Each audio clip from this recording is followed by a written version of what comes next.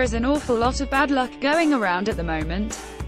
Jose Mourinho, the sport's ultimate trophy hunter, is being dogged by it.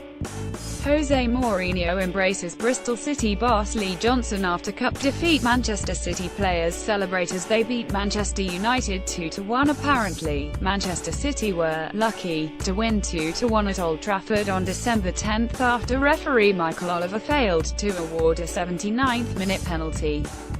Okay, Jose. On Wednesday, the Special One belittled Bristol City by claiming 7 times in an interview lasting just 1 minute and 45 seconds that they were lucky to win their Carabao Cup quarter-final against United.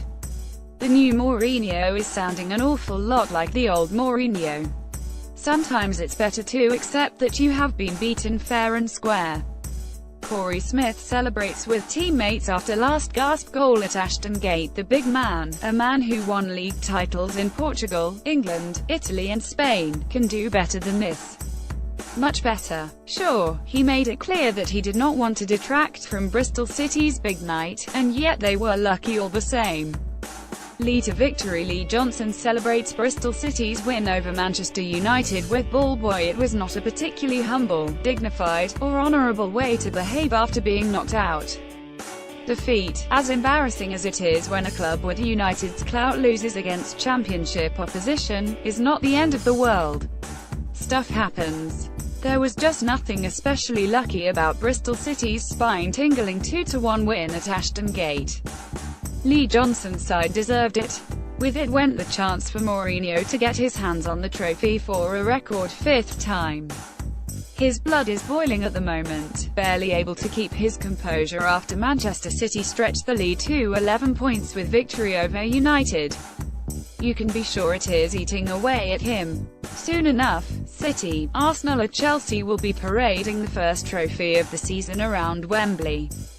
The Special One has been around long enough to know what happens next because the trophy count has become so important to top bosses. Last year, Mourinho won 3, yes, including the Community Shield, and Manchester City, for all the money lavished on Pep Guardiola's project, finished empty-handed. History will not be kind to Mourinho this year. Bristol City fans flock onto pitch to celebrate famous win over Manchester United. Here's one bad loser, well aware the country is in thrall to Pep and his purposeful, dizzying style of football. United, the team Mourinho has built in his own image, do not have that. Paul Pogba, the player every pro-Mourinho punter going claimed would have changed the course of the Manchester derby, was on the pitch at Ashton Gate. The £89 million midfielder did not do much, except to clatter a few Robins players when it got a bit heated in the centre of the park.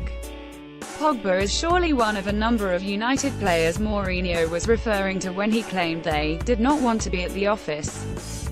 United's manager was back at his desk yesterday, trying to work out a way to put a positive spin on the season so far. After defeat against City earlier this month, the dressing room set its sights on second place. The players know that City will not be caught, not in this rampant, ruthless mood.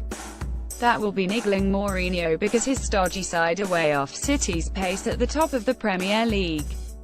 That, no doubt, is just a bit of bad luck. Mourinho's lucky 7. Jose Mourinho used word "lucky" to describe Bristol City on 7 occasions. Jose Mourinho labelled Bristol City "lucky" a staggering 7 times in his post-match interview detailed below. "My thoughts are they were a bit lucky. But they fought a lot to be lucky. So I have to say they were a bit lucky. I congratulate them. I don't want that I say they are lucky to be the main thing of it." The Marcus Rashford shot hits the inside of the post and comes out, so they were a bit lucky. They tried to win the game in the 90 minutes, which they could, and they were very, very lucky to have the goal in the last second. But again, I don't want the fact I used the word lucky to be the most important thing. Rafa Benitez continues to ignore Jack Colback, who could be answer to problems. Rafa Benitez is forever moaning about the failure of Newcastle's board to bring in top-quality players after winning promotion. After 8 defeats in 9 games, his argument would be a lot stronger if everybody at the club was given a fair crack. Instead, Jack Colback, the one player guaranteed to get stuck in, remains excluded from first-team training under the Toon manager. Spine is a prickly problem. Tottenham's core of English players have been struggling for form of late. The spine of England's World Cup side was blown away when Tottenham were thrashed 4-1 at Manchester City last weekend.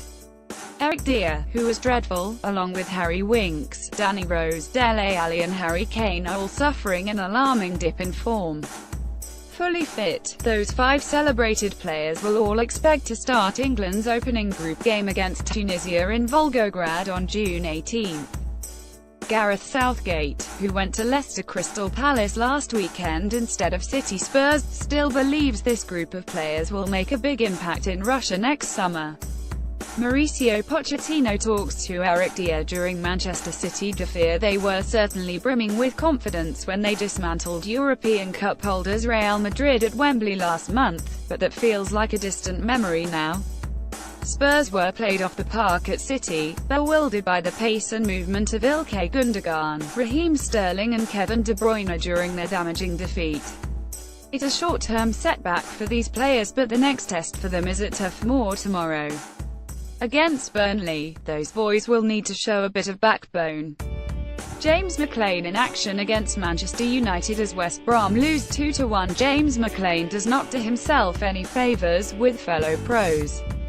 McClean was chirruping away during West Brom's defeat against Manchester United last weekend by asking their players, in more colourful language than you will see on these pages, just who they thought they were.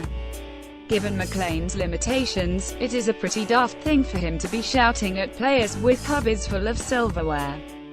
No fun in the sun. Gareth Southgate will need to battle the weather while in Russia with England. One of the many problems England will have to overcome at their Rapino training base in Russia is the number of daylight hours in the summer.